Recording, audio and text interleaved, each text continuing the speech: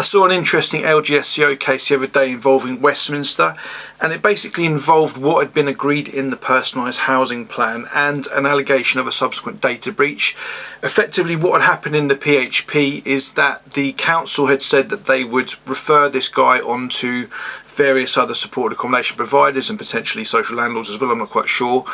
And in the subsequent complaint, there were other elements of it which were upheld, but in effect the LGSCO did not uphold the complaint that they had shared that data with the other organisations without his consent, because in effect he'd agreed to the personalised housing plan. So it's just a very quick lesson in making sure you understand what it is you're signing up to when you are involved in these PHPs. It's not unusual these days to see these personalised housing plans being created entirely without the input from the actual individual homeless applicant. So the council's basically using a template document to come up with a PHP so they can look like they've complied with the law, when really there's been no meaningful conversation. And from a data protection point of view, I'd actually argue that a council saying that they're going to pass your details on to some supported accommodation providers wouldn't actually be legal, because to make it legal they would need to say exactly which providers they were going to refer you on to. So obviously the LGSCO is not a data compliance organisation, that's the ICO that would investigate data breaches.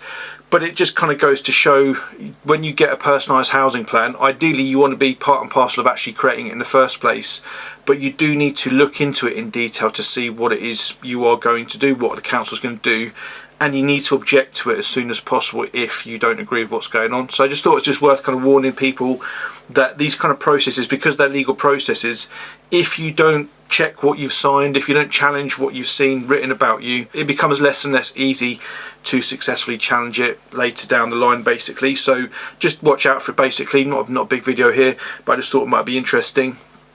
I will talk more about data breaches quite soon, actually. There's some stuff going on which I'm just kind of waiting for to fall into place. But it's certainly an area where a lot of homelessness organisations do not have the first idea about data compliance. Housing officers don't have any decent training on it. Charity workers don't have the first idea about it either. So it can be a great source of injustice where people's data is basically passed on without their knowledge, without their consent. Which I guess is what kind of drove this complaint in the first place, or this element of the complaint, that he was not happy that his data had been passed on to these organisations. So yeah, hopefully that makes sense. I'll put the link to the LGSCO decision in the description. Not terribly interesting other than this particular data breach issue, or alleged data breach issue, but I will also put the link to the LGSCO database. I've just added a load more cases to it. There's more to come actually, so we're over 100 now, I think, at least. And if you haven't seen it yet, it's basically on Will Flack's website, and it is essentially a database of interesting, useful LGSCO decisions. So you can search by keyword, which is the key thing about it, because if you actually go on the LGO website, yes, you can find these decisions if you look hard enough for them, but you have to trawl through thousands of decisions to find them, whereas what I'm trying to do here is basically put relevant, useful decisions all in one place, because it's a great learning tool to see how the law actually works, how it really applies in the real world.